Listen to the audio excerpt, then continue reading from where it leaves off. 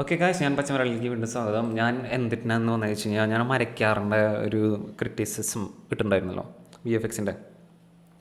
അപ്പോൾ ആ സംഭവം എന്താ പറയുക, കുറേ പേര് എന്നോട് എന്നാൽ നീ ചെയ്യടാ VFX അങ്ങനത്തെ രീതിയിലൊക്കെ സംസാരിച്ചായിരുന്നു. അപ്പോൾ മെയിനായിട്ട് എന്താ വെച്ച് കഴിഞ്ഞാൽ എനിക്ക് തോന്നുന്നത് ഫാൻസിൻ്റെ ഇതായിട്ടായിരിക്കും. അതായത് മോഹൻലാലിൻ്റെ പടം, അങ്ങനെ മോഹൻലാലിൻ്റെ ഫാൻസുകാർ അവർക്ക് ദേഷ്യം വന്നായിരിക്കണം. അങ്ങനെ എന്തെങ്കിലും പ്രത്യേകിച്ച് അങ്ങനെ മോഹൻലാലിൻ്റെ ഇതിന് വേണ്ടിയിട്ടാണ് അങ്ങനെ ചെയ്തത്, അങ്ങനെയാണ്, അതായത് മോഹൻലാലിനെതിരെ അല്ലെങ്കിൽ മോഹൻലാലിൻ്റെ പടത്തിനെതിരെ അയ്യോ അങ്ങനെ എന്തെങ്കിലും ആണെന്നുണ്ടെങ്കിൽ സോറി. കാരണം അതല്ല ഞാൻ ഉദ്ദേശിക്കുന്നത്. ഞാൻ VFXനെ ഉദ്ദേശിച്ചിട്ടാണ് ഇത് ചെയ്തേക്കണേ. അത് വെച്ച് കഴിഞ്ഞാൽ എന്താ പറയുക, ഇപ്പോൾ എനിക്ക് ഏറ്റവും ഇഷ്ടം മോഹൻലാലിൻ്റെ പടങ്ങളാണ്. എന്താ ചോദിച്ചു കഴിഞ്ഞാൽ ഇപ്പോൾ ഈ പറഞ്ഞ മാതിരി എനിക്ക് കൂടുതൽ താല്പര്യം അല്ലെങ്കിൽ ഈ പറഞ്ഞ മാതിരി ഫാൻ ബോയ് അങ്ങനെ എന്തെങ്കിലും ആവും. പക്ഷെ എന്നിട്ട് വെച്ച് കഴിഞ്ഞാൽ മോഹൻലാലിൻ്റെ ഒരു പടം ഇറങ്ങുമ്പോൾ അതിൽ VFXനെ മെയിനായിട്ട് കാണിച്ചുകൊണ്ട് ഒരു പടം ഇറക്കുമ്പോൾ അതിൽ VFX നന്നായിരിക്കും, പടം പൊട്ടും, അങ്ങനെ പ്രശ്നമുണ്ട്. അപ്പോൾ ഈ എന്താ പറയുക, VFX ഷോട്ടുകൾ അതിൽ നന്നായിട്ട് ഉപയോഗിച്ചിട്ടുണ്ടെങ്കിൽ നല്ല VFX ഷോട്ടുകളായിരിക്കണം. ഇപ്പം ഞാൻ ഇപ്പോൾ ഈ ഒരു സീൻ വലിയ കുഴപ്പമില്ല നമ്മൾ ഒറ്റടിക്കാണുമ്പോൾ. പക്ഷേ ഇതേ സീൻ 2007 അതായത് 13 വർഷം മുന്നേ 40 ഇരട്ടിയാണ് അന്നത്തെ കമ്പ്യൂട്ടർ പവർ വെച്ച് നോക്കുമ്പോൾ ഇന്നത്തെ കമ്പ്യൂട്ടറുകളുടെ പവർ. ഓക്കെ, ഇതാണ് അന്നത്തെ സീൻ. ഇതിൽ ഇച്ചിരിയും കൂടെ റിയലിസം ഉണ്ട്. അതായത് ആ വന്ന് വീഴുന്നതിന് അതിലുള്ളതിനെക്കാട്ടും ഈ ഷോട്ടിനെക്കാട്ടും ഇച്ചിരി കൂടെ റിയലിസം ഉണ്ട്. അത് എന്താ സംഭവം ഒന്നും എനിക്കറിയില്ല, സംതിങ് ഡിഫറെൻറ്റ്. ഈ ഷോട്ടൊക്കെ നല്ല ഷോട്ടാണ്. മറ്റേത് അത് ആ ഒരു ഷോട്ട്, അതേമാതിരി ഈ ഷോട്ട് ആണ് ഞാൻ ഒരാളോട് ചെയ്യാമെന്ന് പറഞ്ഞിട്ട് ഒരാൾ എന്നെ ഊളാന്നൊക്കെ വിളിച്ചു നീ. അതല്ല വേറെ തെറിയൊക്കെ വന്നു, അത് ഞാൻ ഡിലീറ്റ് കഴിഞ്ഞപ്പോൾ അതൊക്കെ കമൻറ്റ് ഭയങ്കര വയലൻ്റ് ആയിട്ടുള്ള തെറികളൊക്കെ വന്നു. ഒരു VFXൻ്റെ, നമ്മൾ VFXനാണ് കുറ്റം പറയുന്നത്, മോഹൻലാലിനെ അല്ലെങ്കിൽ പടത്തിനോ അല്ല. കാരണം പടം തെറ്റാന്നൊക്കെ അറിയില്ലല്ലോ. അപ്പോൾ ഇതിൽ ഈ ഒരു ഷോട്ടിൽ ഇങ്ങനെ ലൈൻസ് അതെന്താ സംഭവിക്കറിയില്ല. അതേമാതിരി തന്നെ ഓഷ്യൻ മിക്ക സ്ഥലത്തും കോൺസ്റ്റൻ്റ് ആണ് ഈ ഒരു ഏരിയയൊക്കെ. അപ്പോൾ ഞാൻ ഓഷ്യൻ്റെ കുറേ റെഫറൻസ് എടുത്തു. ഓഷ്യൻ്റെ കുറേ റെഫറൻസുകളൊക്കെ നോക്കിയപ്പോൾ ഓഷ്യൻ അതായത് ഒരു സ്ഥിരമായിട്ട് ഒരു കാറ്റാണ് അടിച്ചുകൊണ്ടിരിക്കുന്നത്. ഓഷ്യനിലെ എന്താ പറയുക, വേവ്സൊക്കെ കറക്റ്റായിരിക്കും. അതായത് ഒരുവിധം കറക്റ്റ് വേവ്സുകളായിരിക്കും അതിൽ വരേണ്ടത്. ഇപ്പം ഇത് ഹുഡീനി എന്ന് പറഞ്ഞ സോഫ്റ്റ്വെയറിലാണ് ഇന്ന് ഞാൻ ചെറുതായിട്ടൊരു ട്രയൽ അടിച്ചു. അതായത് വൈഡ് ഓഷ്യൻ അടിച്ചു. ഇത് 2 കിലോമീറ്ററാണ് ഈ സീൻ കാണിക്കുന്നത്. അപ്പോൾ ഈ 2 കിലോമീറ്റർ സ്ക്രീനിൽ ഞാൻ സെയിം വിൻഡ് ഉള്ള രീതിയിലാണ് ഞാൻ മോളിൽ നിന്നൊരു ഷോട്ട് ഒരു മോളിൽ നിന്നുള്ളൊരു ഷോട്ടും ഒരു സൈഡ് ഷോട്ട് ക്രിയേറ്റ് ചെയ്തു.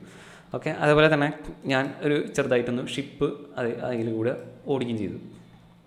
ഓക്കെ, അപ്പോൾ ഇതിൽ നിന്ന് എനിക്ക് മനസ്സിലായ സംഭവം എന്ന് വെച്ച് കഴിഞ്ഞാൽ നമുക്ക് ഇത് വലിയ ഇതുകളൊന്നും ഇല്ലാണ്ട് അത്യാവശ്യം നല്ല ഷോട്ട് ക്രിയേറ്റ് ചെയ്യാനായിട്ട് പറ്റും. അത് വെച്ച് കഴിഞ്ഞാൽ നല്ലൊരു ഷോട്ട് നമുക്ക് സാധാ ഒരു കമ്പ്യൂട്ടറിൽ തന്നെ ചെയ്തെടുക്കാം. വലിയ ഹൈ പെർഫോമൻസ് പ്രോസസ്സറൊന്നും ഇല്ലാണ്ട് റാം അത്യാവശ്യം ഉണ്ടെങ്കിൽ നമുക്ക് നല്ല രീതിയിൽ ഒരു ഷോട്ട് ചെയ്തെടുക്കാനായിട്ട് പറ്റുന്നുണ്ട് ഹുഡീനി വെച്ചിട്ട്. ഹുഡീനി ഫ്രീ സോഫ്റ്റ്വെയർ ആണ്, ആർക്കുണ്ടെങ്കിൽ പഠിക്കാം. പിന്നെ അവരെ മാസ്റ്റർ ക്ലാസ് ഉണ്ട്. അപ്പോൾ ഞാൻ ഇതിൽ നോക്കിയപ്പോൾ ഇവർ കറക്റ്റായിട്ട് പറഞ്ഞ പോലെ തന്നെ ഈ ഓഷ്യനിൽ ശരിക്കും അവിടെയും ഇവിടെയൊക്കെ എന്താ പറയുക, കുറച്ച് ഏരിയകളിൽ ഈ പറഞ്ഞ പോലെ ഈ കാറ്റ് കൂടുതലും കുറവൊക്കെയുള്ള കാരണം വേവ്സിൽ വ്യത്യാസം ഉണ്ടാവും. പക്ഷെ അത് നമ്മൾ ഈ ഒരു സീനിൽ കാണുന്ന രീതിയില്ല. കാരണം ഇത് എന്തോ ഒരു എന്താ പറയുക, ഇതെന്ത് പ്ലാസ്റ്റിക്കിൻ്റെ പോലെയാണ് ഈ ഷോട്ടിൽ ഇത് തോന്നണത്, ഈ ഭാഗമൊക്കെ. ഓക്കെ, അതാണ് മെയിനായിട്ട് ഞാൻ അതിന് ഇതെടുത്ത് പറയാൻ കാരണം. പിന്നെ ഇത് കോംബോ പോലെയാണ് തോന്നുന്നത് ഈ ഫോം. ഓക്കെ, ശരി പറഞ്ഞാൽ അതൊന്നും വിഷയമുള്ള കേസല്ല. പക്ഷേ ഇതിലത്തെ ഈ ഓഷ്യൻ സർഫസ്, അപ്പോൾ അതുകൊണ്ടാണ് ഞാൻ ഒരു ട്രൈ ഇതിൽ ചെയ്തത്. അതിൽ എനിക്ക് വലിയ കുഴപ്പമില്ലാത്ത റിസൾട്ട് കിട്ടുകയും ചെയ്തു. ഓക്കെ, ഇത് വലിയ കുഴപ്പമില്ലാത്തൊരു റിസൾട്ടായിട്ടാണ് എനിക്ക് തോന്നുന്നത്, അല്ലേ? അതെ. അപ്പോൾ ഇത് ഈ ഷോട്ട് വൈഡായിട്ട് ഞാൻ അത് അയക്കുന്നുണ്ട്. ഈ ഷോട്ട് ഞാൻ ഫുള്ള് കംപ്ലീറ്റ് ചെയ്തതിന് ശേഷം എനിക്ക് ഇനി ഇതിൽ ഈ എന്താ പറയുക, ഈ ക്ലോത്തൊക്കെ സിമുലേറ്റ് ചെയ്യാനുണ്ട്. അങ്ങനത്തെ കാര്യങ്ങളൊക്കെ ചെയ്ത് ഞാനതൊരു ഫുൾ ഷോട്ട് ഒരു 5 സെക്കൻഡ് അല്ലെങ്കിൽ 6 സെക്കൻഡ് ഞാനിത് അപ്ലോഡ് ചെയ്യും. ഓക്കെ, അത്രയും ചെയ്യാനുള്ളൂ. കാരണം റെൻഡറിങ് നല്ല ടൈം എടുക്കുന്നുണ്ട്. അപ്പോൾ ഇതിപ്പോൾ ഫ്രെയിം 3 മിനിറ്റ് ആകൊണ്ടാണ് ഒരു ഫ്രെയിമിനെടുത്ത് എത്രയും ക്ലാരിറ്റി പറഞ്ഞിട്ട്. അപ്പോൾ മറ്റേത് എന്തായാലും 1 മണിക്കൂറൊക്കെ ഫ്രെയിമിന് പോകുമായിരിക്കും.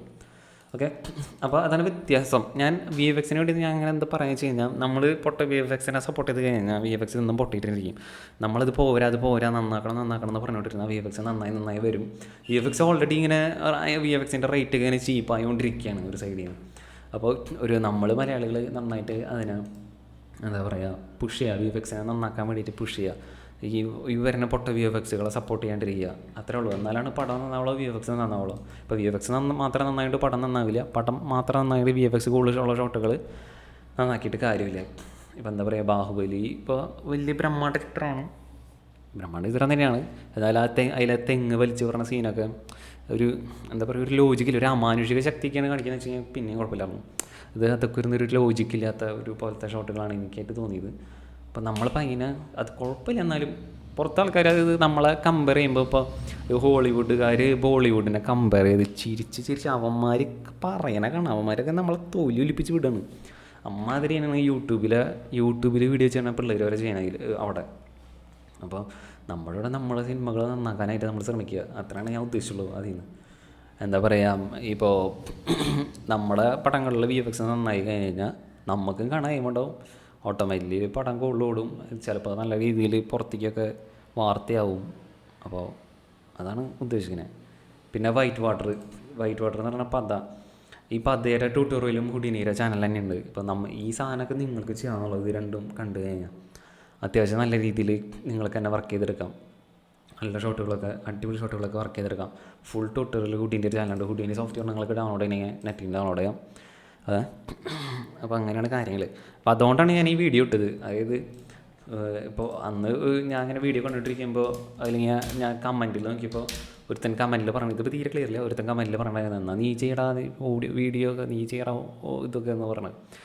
അപ്പോൾ ഞാൻ ചെറുതായിട്ടൊന്ന് ട്രയൽ അടിച്ചു, സംഭവം കുഴപ്പമൊന്നുമില്ല, ഇത് നല്ല രീതിയിൽ നല്ല ക്വാളിറ്റിയിൽ കൊണ്ടുവന്നെത്തിക്കാൻ പറ്റും.